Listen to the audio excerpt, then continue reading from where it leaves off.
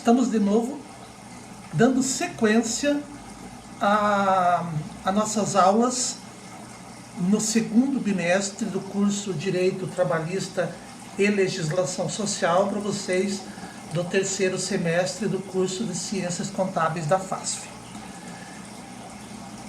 Nas duas últimas aulas, anteriores à de hoje, nós falamos sobre interrupção do contrato de trabalho. Falamos lá há duas também sobre suspensão e alteração, mas particularmente demos sequência também na interrupção do contrato de trabalho.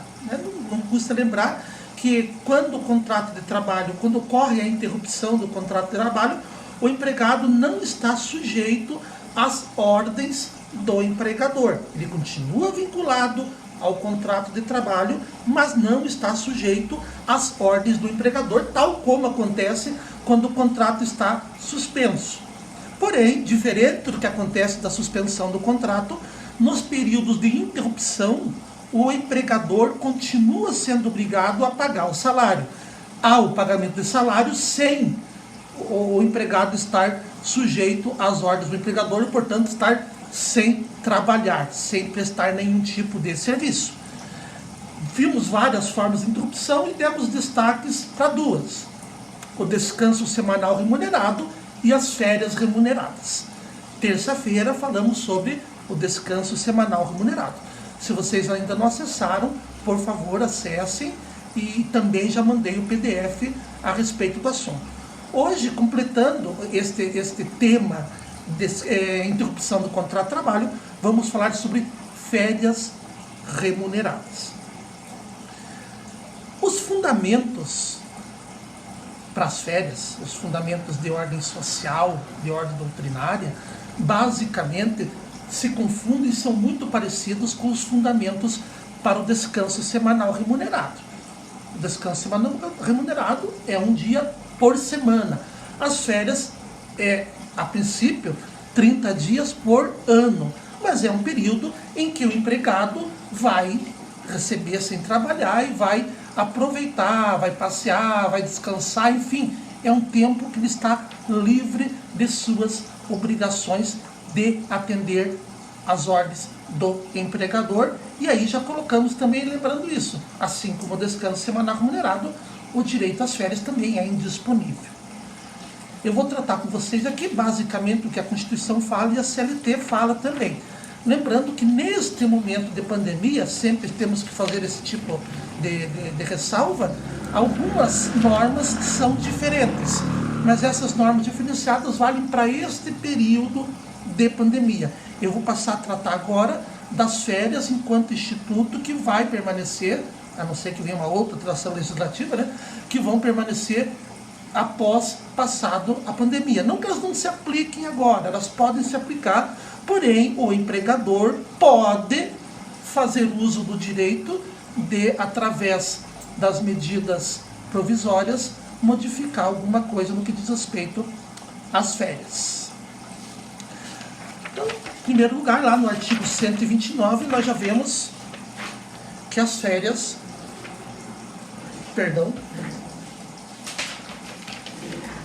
o artigo 129.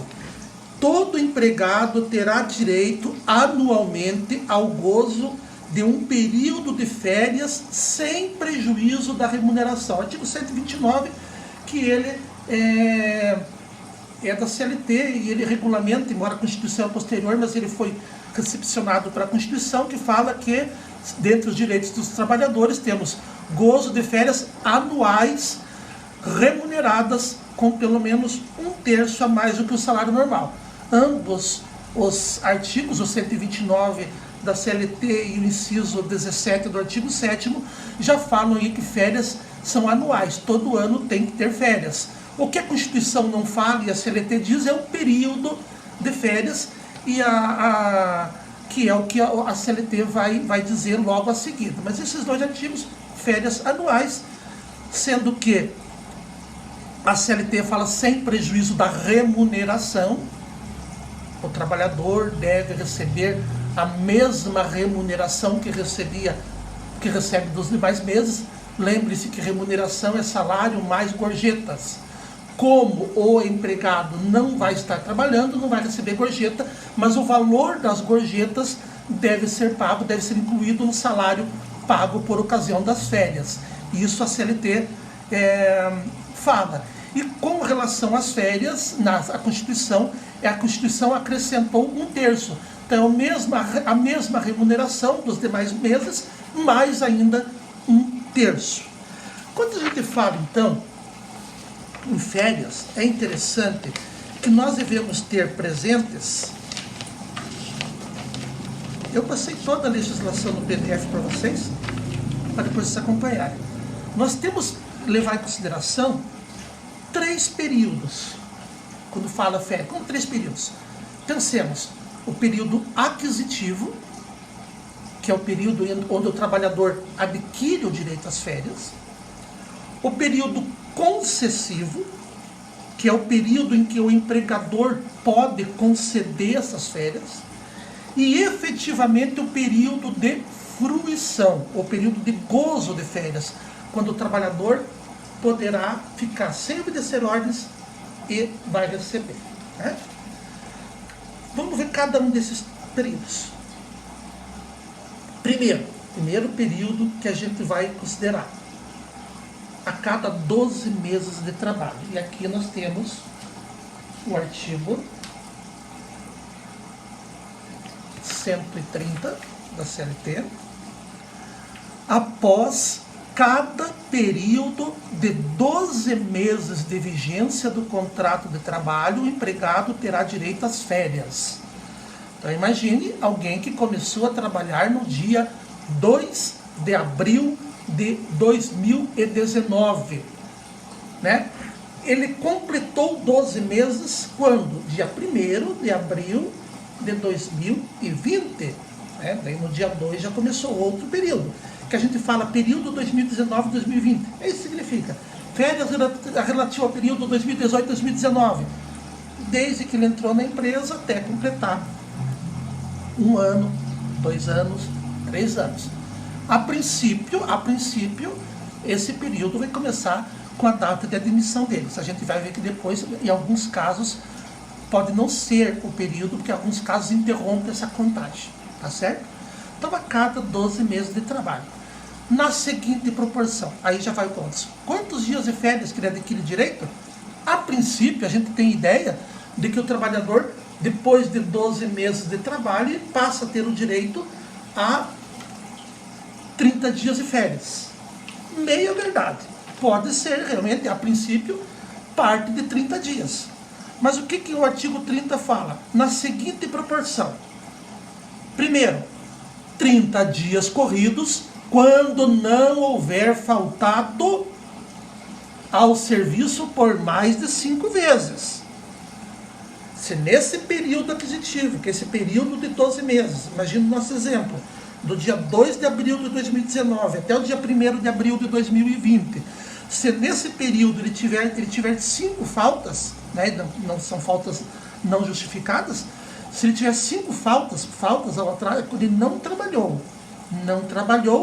e não recebeu.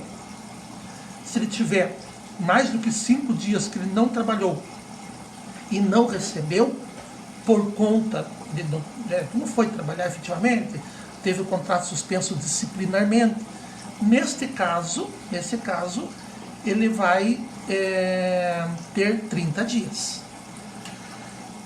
Se ele tiver tido de 6 a 14 faltas nesse período, ele vai ter direito a 24 dias de férias.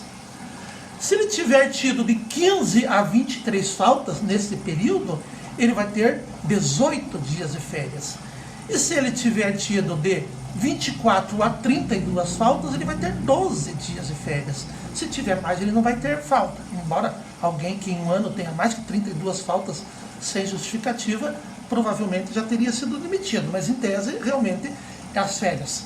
Isto não significa que eu posso descontar falta das férias. Vou deixar bem claro isso. Inclusive lá o parágrafo 1º do artigo 130 fala claramente que não podem ser descontadas as faltas das férias. Então, teve 5 faltas, não recebeu o salário por essas 5 faltas. Se ele não recebeu o salário, Normalmente, quando o trabalhador é mensalista, aparece lá salário, e aparece no lerite dele desconto de faltas. Então é uma maneira para apresentar. Mas o que significa isso? Não trabalhou, não esteve subordinado, não recebe salário. Tá certo? Não posso, por exemplo, o trabalhador faltou ao trabalho e eu vou descontar isso nas férias. Imagine, lá no mês de junho de 2019, o trabalhador faltou ao serviço. E o empregador não fez o desconto. Ele não vai poder descontar um dia das férias. Não vai poder fazer isso. Até porque, se não houve o desconto lá atrás, significa o quê? Que foi uma falta justificada pelo próprio empregador. Né? Não pode nem mesmo fazer uma compensação. Olha, não desconta esse meu dia, quando eu tirar de férias eu pago.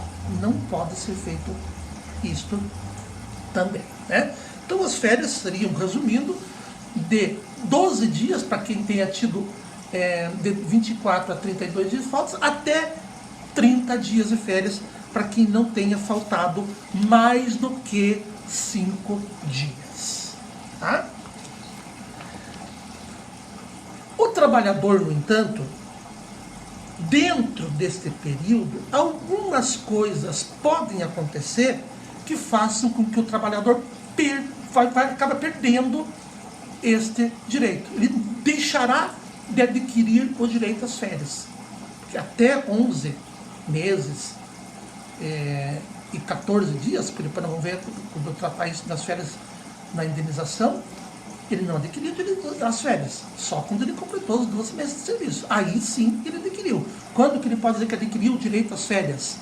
No nosso exemplo, no dia 2 de abril de 2020, que ele já completou o período aquisitivo dele. Mas nesse período aquisitivo, algumas coisas acontecem que podem levar à perda do direito às férias. Está lá no artigo 133, e no PDF eu coloquei separado para vocês ficar mais fácil. Primeiro, deixar o emprego e não for readmitido dentro de 60 dias subsequentes à sua saída. Significa o seguinte: o trabalhador saiu do emprego, deu baixa da carteira, não trabalha mais. Se dentro de 60 dias ele for readmitido, pode acontecer, talvez não seja uma coisa tão comum, mas pode acontecer, vai voltar a contar das férias da onde tinha parado. Né? Imagine que ele trabalhou lá durante 10 meses, saiu da empresa. Dentro de 60 dias ele voltou a trabalhar. Quando que vai adquirir as férias? Dali 2 meses, porque vai continuar contando aquele período anterior, a não ser que ele fique mais do que 60 dias. Permanecer em gozo de licença com percepção de salários por mais de 30 dias ou deixar de trabalhar por mais de 30 dias em virtude de paralisação parcial total do serviço da empresa. São 2 incisos, vão trabalhar junto. Ele não estava trabalhando, mas estava recebendo por mais de 30 dias. Imagine que vamos pegar uma hipótese que a empresa, na sua linha de montagem, alguma máquina que era operada pelo trabalhador, deixou de funcionar. E ficou lá 45 dias sem funcionar esta máquina. Nesse caso, o trabalhador pode ter ficado em casa, perdeu o direito às férias. Pegamos agora o exemplo da pandemia. Né? Em muitos locais está tendo quarentena. Aqui em Ponta Grossa, particularmente, está havendo uma certa abertura das atividades do comércio. Espero, sinceramente, que a sociedade não venha pagar o preço para isso. Eu faço aqui um adendo. Para isso que é necessário tomar todas as medidas de prevenção, tal como máscaras, distanciamento social, etc. Mas em alguns lugares não, em alguns lugares está fechado ainda. Mais ainda, no Maranhão, várias cidades e no Pará, fizeram a paralisação total, né, que é o tal do lockdown.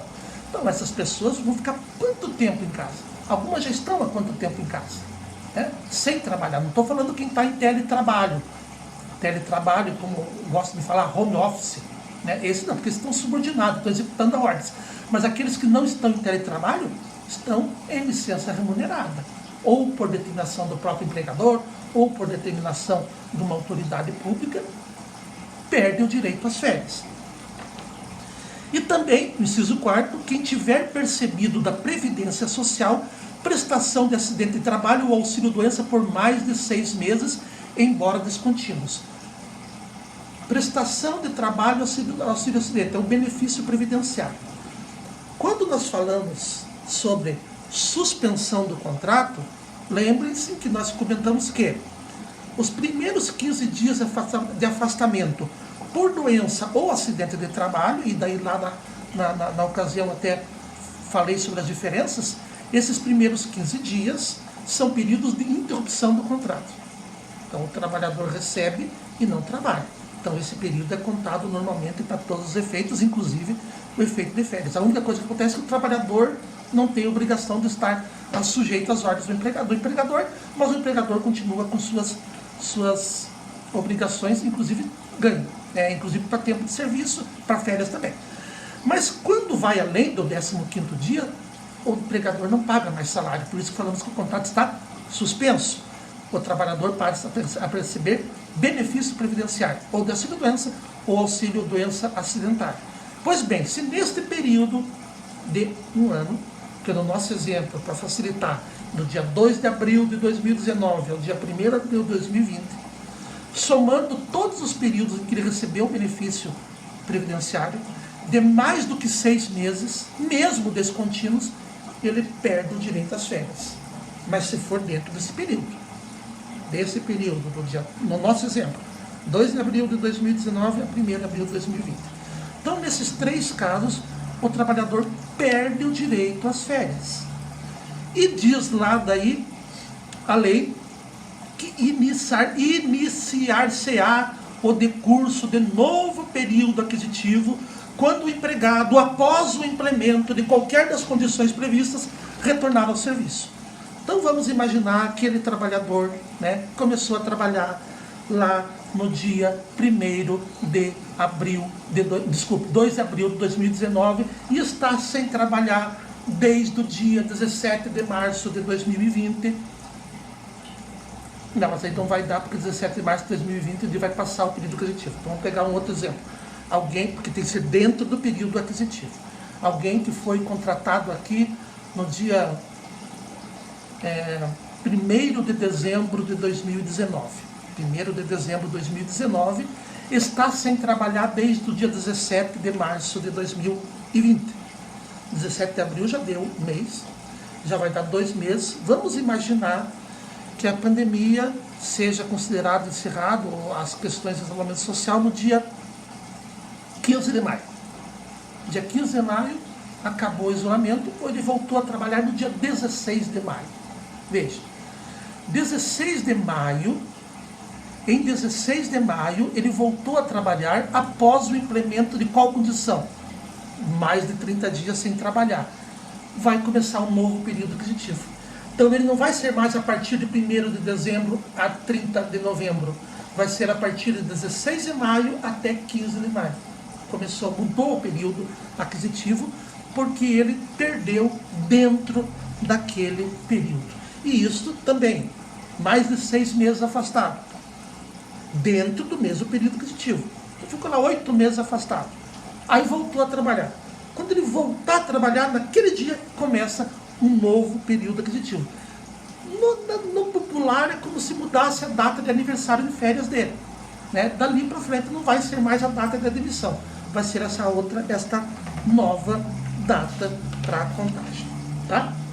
Esse é o período aquisitivo. Quando que eu adquiro o direito às férias, quantos dias de férias, e quando que eu vou perder também esses dias de férias, lembrando que estas faltas ao trabalho são as faltas não justificadas, não são aquelas faltas ao serviço que caracterizam interrupção do contrato de trabalho, DSR, que ele ganha sem trabalhar, os primeiros 15 dias, aqueles do artigo 473 que eu passei todos para vocês, luto, casamento, aqueles tempos que ele teve para prestar serviço à justiça, testemunha, essas faltas não contam.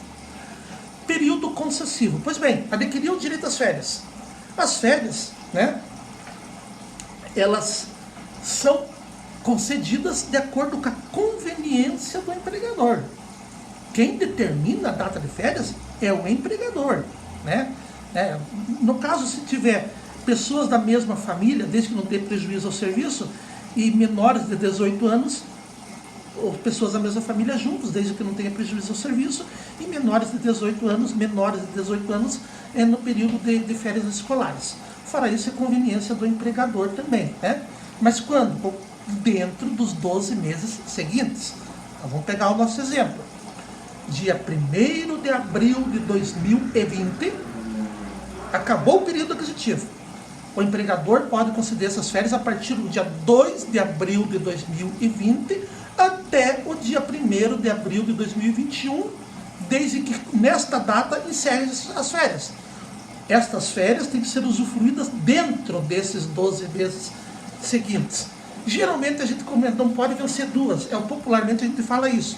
Embora tecnicamente não necessariamente aconteça isso, porque pode ser que dentro desse período concessivo ele também se afaste por auxílio-doença ou coisa parecida, né? Estamos imaginando que ele continue tendo trabalho em todos os meses, normalmente, e daí vai vencer as segundas.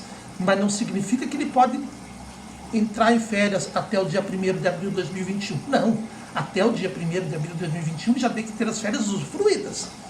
Então, o mais tardar ele vai ter que começar lá as férias em março, evidentemente, para que no dia 2 de abril, quando acabou o prazo de 12 meses, ele já usufruiu essas férias, né? Essas férias também não podem começar no período de 2 dias que antecede feriado ou dia de repouso remunerado, ou dia de não para quem não trabalha no sábado também, né? Então eu não posso dar as férias, por exemplo, não trabalho no sábado, das férias na sexta. Não, tem que trabalhar na quarta-feira.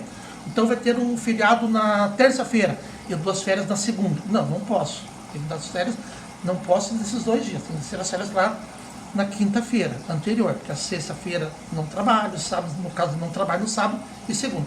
Então tem que começar mais do que 2 dias antes das férias, do descanso semanal remunerado e dos feriados. E aqui também a gente inclui o período de sábado, se ele não trabalha no sábado, que também a lei fala isso. Tem que ser avisado 30 dias antes, o empregado tem que ser avisado no mínimo 30 dias antes. É lógico, uma empresa bem organizada pode no começo do ano já fazer a data de férias de todo mundo, mas no mínimo 30 dias. Esse período tem que ser, a princípio, num prazo só, não pode picar as férias, é 30 dias direto. Porém, daí o artigo 134, parágrafo 1º, faz uma ressalva. Desde que haja concordância do empregado, as férias poderão ser usufruídas em até 3 períodos, sendo que